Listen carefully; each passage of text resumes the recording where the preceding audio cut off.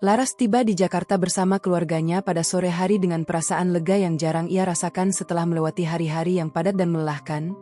Perjalanan ini terasa seperti jeda yang sangat ia butuhkan. Hotel yang mereka pilih berdiri megah di kawasan Jakarta Selatan dengan tampilan yang begitu rapi dan mewah, hingga terlihat hampir tidak memiliki kekurangan sedikit pun. Bangunannya dilapisi kaca tinggi yang memantulkan cahaya langit senja, menciptakan kesan elegan sekaligus dingin. Sejak pertama kali memasuki lobi, Laras langsung merasakan sesuatu yang tidak bisa ia jelaskan dengan logika sederhana. Udara di dalam terasa lebih dingin dibandingkan luar. Bukan hanya karena pendingin ruangan, tetapi seperti ada lapisan tipis yang membuat hawa di sana terasa berat dan menempel pada kulitnya. Ia mencoba mengabaikan perasaan itu dan memilih fokus pada kebersamaan bersama keluarganya. Mereka naik menuju lantai atas menggunakan lift yang bergerak halus tanpa suara. Angka digital di atas pintu terus bertambah hingga akhirnya berhenti di lantai tempat kamar mereka berada. Ketika pintu terbuka, lorong panjang dengan karpet tebal menyambut mereka. Suasananya sunyi meskipun hotel itu terlihat ramai di bagian bawah. Langkah kaki mereka terdengar pelan seolah tertahan oleh karpet yang empuk. Laras berjalan paling belakang sambil memperhatikan sekelilingnya. Lampu-lampu di lorong menyala stabil, tetapi entah kenapa ia merasa seperti ada sesuatu yang memperhatikan dari sudut-sudut yang tidak terlihat. Mereka akhirnya sampai di depan kamar Presiden Suite yang sudah dipesan. Pintu dibuka dan ruangan luas dengan interior elegan langsung terlihat. Ruang tamu dengan sofa besar, meja kaca yang bersih tanpa noda, serta jendela tinggi yang memperlihatkan pemandangan kota dari ketinggian. Semuanya tampak sempurna dan mewah. Tetapi bagi Laras ruangan itu terasa terlalu sunyi untuk ukuran tempat sebesar itu. Seolah-olah suara di dalamnya diserap oleh sesuatu yang tidak terlihat. Ia masuk perlahan sambil mengamati setiap sudut, mencoba mencari sumber perasaan aneh yang sejak tadi mengganggunya. Namun tidak ada hal mencurigakan yang bisa ia temukan secara kasat mata. Malam pertama dimulai dengan kegiatan sederhana. Mereka makan malam bersama dan kembali ke kamar dengan suasana santai. Laras memutuskan untuk berendam di bathtub untuk menghilangkan rasa lelah. Kamar mandi itu luas dengan dinding marmer yang mengilap dan pencahayaan hangat yang seharusnya memberikan rasa nyaman. Air hangat mulai mengisi bak dan uapnya perlahan memenuhi ruangan. Laras menutup mata mencoba menikmati ketenangan itu, membiarkan tubuhnya tenggelam dalam air hangat. Namun beberapa menit kemudian ia mulai menyadari adanya suara lain selain gemericik air. Suara itu sangat pelan seperti seseorang berbicara dari luar pintu kamar mandi. Awalnya ia mengira itu adiknya yang memanggil sehingga ia menjawab tanpa rasa curiga. Tetapi suara itu terdengar lagi dengan nada yang sama lembutnya. Namun terasa asing, suara perempuan yang tidak memiliki emosi. Laras langsung membuka mata dan tubuhnya menegang. Ia memanggil adiknya dengan suara lebih keras namun tidak ada jawaban. Jantungnya mulai berdetak lebih cepat dan rasa hangat di tubuhnya perlahan berubah menjadi dingin yang merambat dari kulit ke dalam. Ia segera keluar dari bathtub dan membungkus dirinya dengan handuk. Langkahnya cepat menuju pintu kamar mandi. Ketika ia membukanya, ruangan di luar terlihat kosong. Tidak ada siapa pun yang berdiri di sana. Ia berjalan ke ruang tengah dan melihat adiknya duduk santai di depan televisi. Jaraknya cukup jauh sehingga tidak mungkin suara tadi berasal darinya. Sejak saat itu perasaan tidak nyaman mulai tumbuh lebih jelas. Laras mencoba mengabaikannya dan berpura-pura semuanya baik-baik saja. Malam semakin larut dan ia memutuskan untuk tidur lebih awal. Ketika lampu dimatikan, suasana kamar berubah menjadi sangat sunyi. Terlalu sunyi hingga ia bisa mendengar detak jantungnya sendiri. Di tengah keheningan itu ia mulai merasakan sesuatu yang tidak terlihat tetapi sangat nyata. Seperti ada kehadiran lain di dalam ruangan. Ia mencoba menutup mata dan memaksa dirinya untuk tidur. Tetapi beberapa saat kemudian suara langkah kaki mulai terdengar. Ringan seperti langkah anak kecil yang berlari di atas karpet. Suara itu muncul dari satu sisi ruangan lalu menghilang dan muncul lagi di sisi lain. Laras membuka mata dan mencoba melihat ke arah suara tetapi tidak ada apapun yang terlihat. Ia hanya bisa berbaring tanpa bergerak sambil menahan napas. Rasa dingin kembali menyelimuti tubuhnya dan pikirannya mulai dipenuhi berbagai kemungkinan yang tidak ingin ia bayangkan. Setiap kali ia mencoba memejamkan mata, suara itu kembali terdengar membuatnya terbangun. Malam itu terasa sangat panjang dan tidak memberikan istirahat sama sekali. Hingga akhirnya pagi datang dengan cahaya yang masuk melalui jendela besar. Namun rasa lega yang ia harapkan tidak benar-benar datang. Karena perasaan diawasi itu masih tetap ada, seolah sesuatu di dalam kamar tersebut belum selesai memperhatikannya. Pagi hari kedua datang tanpa benar-benar membawa rasa lega bagi Laras karena tubuhnya terasa lebih berat dari biasanya dan kepalanya sedikit pusing seolah ia tidak benar-benar tidur sepanjang malam. Meskipun ia berusaha meyakinkan dirinya bahwa itu hanya efek kelelahan perjalanan, ia tetap tidak bisa menghilangkan perasaan bahwa sesuatu yang ia alami semalam bukan sekadar hal sepele. Ia bangun dengan gerakan lambat dan mencoba bersikap normal di depan keluarganya, tidak ingin membuat suasana liburan menjadi tegang. Mereka menghabiskan pagi dengan sarapan di restoran hotel yang ramai oleh tamu lain. Suara percakapan dan aktivitas terlihat biasa bagi orang lain tetapi bagi Laras semuanya terasa sedikit jauh dan teredam. Seolah ia berada di dalam ruang yang berbeda meskipun berada di tempat yang sama. Setelah sarapan mereka kembali ke kamar untuk beristirahat sejenak sebelum melanjutkan kegiatan. Laras duduk di sofa ruang tengah sambil memperhatikan ruangan di sekitarnya. Perasaan diawasi kembali muncul perlahan tanpa sebab yang jelas. Ia mencoba mengalihkan pikirannya dengan melihat ponsel tetapi rasa tidak nyaman itu tetap bertahan. Sore harinya mereka memutuskan untuk pergi ke kolam renang yang berada di lantai atas. Tempat itu terlihat indah dengan pemandangan kota Jakarta yang luas dan langit yang mulai berubah warna menuju senja. Ketika Laras berjalan menuju kolam, ia sudah merasakan hawa yang berbeda. Udara di sekitar terasa lebih dingin dibandingkan bagian lain. Hotel? Bukan dingin biasa tetapi dingin yang membuat bulu kuduknya merinding tanpa alasan. Ia tetap mencoba masuk ke dalam air bersama keluarganya. Namun begitu tubuhnya menyentuh air ia langsung merasakan sensasi yang aneh.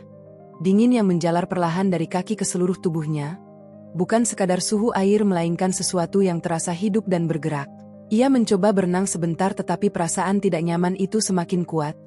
Ia merasa seolah ada sesuatu di dalam air yang memperhatikannya. Dari bawah, meskipun ia tidak melihat apapun ketika menunduk, rasa itu terlalu nyata untuk diabaikan. Akhirnya ia memutuskan untuk keluar lebih cepat dan menuju ruang ganti. Di dalam ruangan itu suasana terasa sangat sunyi. Tidak ada suara orang lain padahal sebelumnya kolam cukup ramai. Laras berdiri di depan cermin sambil mengeringkan rambutnya dan untuk sesaat ia merasa seperti tidak sendirian. Ia melihat bayangan samar di belakangnya, seperti seseorang berdiri diam beberapa langkah di belakang. Refleksi itu hanya muncul sekilas tetapi cukup jelas untuk membuatnya berhenti bergerak. Ketika ia menoleh tidak ada siapapun di sana. Ruang ganti itu kosong dan sunyi. Ia mencoba mengatur napasnya dan meyakinkan diri bahwa itu hanya halusinasi akibat kelelahan. Malam kedua dimulai dengan suasana yang sedikit lebih tegang meskipun keluarganya tidak menyadari apa yang ia rasakan. Mereka berkumpul di ruang tengah untuk bersantai ketika tiba-tiba terdengar suara ketukan di pintu. Suara itu pelan tetapi jelas. Ayahnya berjalan menuju pintu dan membukanya namun lorong di luar kosong. Tidak ada siapapun yang berdiri di sana. Mereka menganggap itu mungkin kesalahan atau suara dari kamar lain. Tetapi beberapa menit kemudian ketukan itu terdengar lagi dengan pola yang sama. Kali ini sedikit lebih lambat dan teratur seolah seseorang sengaja melakukannya. Pintu kembali dibuka dan hasilnya tetap sama. Lorong di luar kosong tanpa tanda-tanda kehadiran orang lain. Laras mulai merasakan ketegangan yang semakin kuat, terutama ketika suara lain mulai muncul. Suara langkah kaki kecil yang berlari di lorong, seperti anak kecil yang bermain tanpa henti. Suara itu terdengar jelas meskipun tidak ada siapapun yang terlihat melalui celah pintu. Suara itu berhenti tiba-tiba lalu muncul lagi dari arah berbeda, menciptakan suasana yang semakin tidak masuk akal. Laras kembali ke kamarnya dengan perasaan tidak tenang dan mencoba mengalihkan pikirannya dengan menonton televisi. Ia mencari remote yang sebelumnya ia letakkan di meja tetapi benda itu tidak ditemukan dimanapun. Ia mencarinya ke seluruh ruangan namun tidak berhasil menemukannya. Saat ia duduk di tempat tidur dengan perasaan bingung televisi tiba-tiba menyala sendiri tanpa disentuh. Layar menampilkan gambar selama beberapa detik lalu mati kembali. Kemudian menyala lagi dan mati lagi berulang kali. Pola itu terus terjadi seolah ada sesuatu yang mengendalikannya. Laras hanya bisa menatap layar itu dengan napas yang mulai tidak teratur, hingga pada satu momen ketika layar mati ia melihat pantulan dirinya di permukaan gelap televisi. Namun pantulan itu tidak sendiri. Di belakangnya berdiri sosok perempuan tinggi dengan tubuh kurus dan rambut panjang yang menutupi sebagian wajahnya. Sosok itu diam tanpa bergerak tetapi kehadirannya terasa sangat nyata dan menekan. Laras tidak berani menoleh karena ia tahu jika ia melihat langsung ke belakang kemungkinan yang ia lihat akan jauh lebih buruk daripada pantulan itu. Ia hanya bisa menatap layar dengan mata yang tidak berkedip dan napas yang tertahan. Ketika layar kembali menyala, sosok itu menghilang seolah tidak pernah ada. Laras langsung bangkit dan menyalakan lampu kamar dengan tangan gemetar. Ia mencoba mencari penjelasan logis tetapi tidak menemukan apapun yang masuk akal. Keesokan harinya ia memberanikan diri berbicara dengan salah satu staf hotel yang terlihat sudah lama bekerja di sana. Pria itu mendengarkan dengan ekspresi serius tanpa memotong cerita Laras sedikit pun. Setelah Laras selesai berbicara, pria itu hanya terdiam sejenak sebelum akhirnya mengatakan bahwa beberapa tamu memang pernah mengalami hal yang tidak bisa dijelaskan di kamar tertentu. Ia tidak menyebutkan detail lebih jauh tetapi dari nada suaranya Laras bisa merasakan bahwa apa yang ia alami bukan sesuatu yang baru. Pria itu kemudian meminta Laras untuk tidak menyebarkan cerita tersebut kepada tamu lain demi menjaga nama baik hotel. Permintaan itu justru membuat Laras semakin yakin bahwa ada sesuatu yang disembunyikan. Ketika ia kembali ke kamar, perasaan tidak nyaman itu tidak berkurang melainkan semakin kuat. Ia mulai menyadari bahwa apapun yang ada di tempat itu tidak hanya ingin menampakkan diri tetapi juga ingin memastikan bahwa ia menyadari keberadaannya. Malam kedua pun berakhir tanpa ketenangan dan hanya meninggalkan rasa takut yang semakin dalam di dalam dirinya. Hari ketiga dimulai dengan kondisi Laras yang semakin menurun dan tidak lagi bisa disamarkan sebagai kelelahan biasa karena tubuhnya terasa sangat lemah, kepalanya berat, dan demam mulai naik perlahan sejak pagi.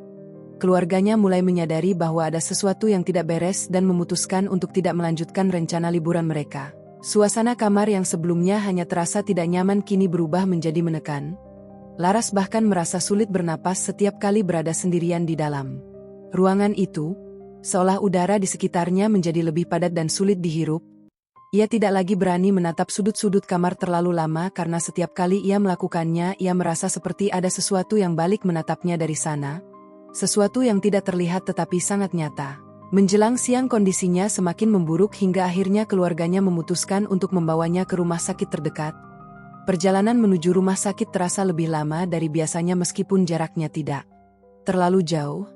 Laras hanya bisa bersandar lemah sambil memejamkan mata tetapi bahkan dalam kondisi itu, ia masih bisa merasakan kehadiran yang sama seperti di hotel. Sesuatu yang tidak pernah benar-benar menjauh darinya. Setibanya di rumah sakit ia langsung dibawa ke ruang pemeriksaan dan kemudian dipindahkan ke kamar rawat inap. Ruangan itu terang dan bersih dengan bau khas antiseptik yang seharusnya memberikan rasa aman. Tetapi bagi Laras suasana itu tidak cukup untuk menghilangkan perasaan yang sudah terlanjur melekat. Malam pertama di rumah sakit menjadi awal dari sesuatu yang lebih mengganggu karena ia kembali mendengar suara yang sama seperti di hotel. Bunyi flush toilet dari kamar mandi yang terhubung dengan ruang rawatnya. Suara itu muncul tiba-tiba di tengah malam padahal tidak ada siapapun di dalam. Air terdengar mengalir kemudian berhenti lalu mengalir lagi dalam pola yang tidak teratur. Laras mencoba mengabaikannya dan menutup mata berharap suara itu hanya kebetulan. Tetapi semakin lama suara itu semakin sering terdengar. Seolah sengaja diulang untuk memastikan bahwa ia menyadarinya. Ia membuka mata perlahan dan menatap ke arah kamar mandi. Pintunya sedikit terbuka meninggalkan celah gelap yang kontras dengan cahaya ruangan. Dari celah itu ia mulai melihat sesuatu yang membuat seluruh tubuhnya membeku. Sebuah wajah muncul perlahan dari balik pintu. Wajah seorang perempuan dengan kondisi yang tidak utuh. Kulitnya tampak rusak seperti terkelupas. Matanya kosong tanpa ekspresi hidup. Dan senyumnya terlalu lebar hingga terlihat tidak manusiawi. Sosok itu tidak masuk ke dalam ruangan melainkan hanya berdiri di balik pintu, mengintip dengan posisi yang tidak bergerak. Laras ingin berteriak tetapi suaranya tidak keluar sama sekali. Tubuhnya terasa kaku seperti kehilangan kendali. Napasnya menjadi pendek dan tidak teratur sementara matanya tidak bisa berpaling dari sosok tersebut. Waktu terasa berjalan sangat lambat dalam momen itu hingga akhirnya ia berkedip dan sosok itu menghilang begitu saja tanpa meninggalkan jejak. Namun rasa takut yang ditinggalkan tidak ikut hilang. Malam itu menjadi awal dari rangkaian kejadian yang terus berulang selama ia dirawat di rumah sakit. Setiap kali ia mencoba tidur selalu ada suara yang mengganggu. Entah itu suara air, langkah kaki samar di luar kamar, atau perasaan seperti ada seseorang berdiri di dekat tempat tidurnya. Ia bahkan beberapa kali terbangun karena merasa seperti ada sesuatu yang menyentuh ujung kakinya meskipun tidak ada siapapun di sana. Kondisi fisiknya memang perlahan membaik berkat perawatan medis tetapi kondisi mentalnya justru semakin memburuk karena tekanan yang tidak terlihat itu terus mengikutinya. Laras mulai menyadari bahwa apapun yang ia temui di hotel tidak tertinggal di sana melainkan ikut bersamanya. Ia merasakan kehadiran yang sama di setiap tempat yang ia datangi. di sudut ruangan, di balik pintu, bahkan dalam pantulan kaca yang ia hindari untuk dilihat. Terlalu lama, keluarganya mencoba menenangkan dan meyakinkan bahwa semua itu hanya efek demam dan kelelahan, tetapi Laras tahu bahwa apa yang ia alami jauh lebih nyata dari itu. Ia bisa merasakan perbedaan antara halusinasi dan kehadiran yang benar-benar ada, dan apa yang ia rasakan bukan sesuatu yang berasal dari dalam pikirannya sendiri. Hari-hari di rumah sakit berlalu dengan perlahan hingga akhirnya ia diperbolehkan pulang. Tubuhnya memang sudah cukup pulih untuk kembali beraktivitas, tetapi perasaan tidak nyaman itu tidak pernah benar-benar pergi. Ketika ia kembali ke rumah, ia berharap semuanya akan berakhir, tetapi harapan itu tidak menjadi kenyataan. Pada malam pertama di rumah, ia kembali merasakan hal yang sama.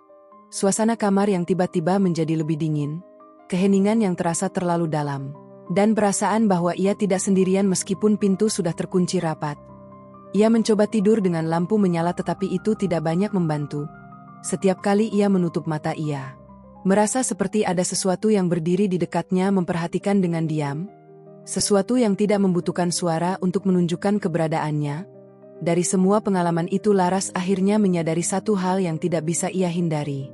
Apapun yang ia temui di suite 1907 bukan sekadar penghuni tempat itu, melainkan sesuatu yang memilih untuk mengikutinya. Sesuatu yang tidak terikat oleh ruang dan waktu, dan sesuatu yang tidak berniat untuk pergi meskipun ia sudah meninggalkan tempat asalnya. Kesadaran itu menjadi hal paling menakutkan yang harus ia terima, karena itu berarti tidak ada tempat yang benar-benar aman. Tidak ada jarak yang cukup jauh untuk menjauh dari sesuatu yang sudah melekat. Dan sejak saat itu Laras tidak pernah lagi merasa benar-benar sendirian dimanapun ia berada.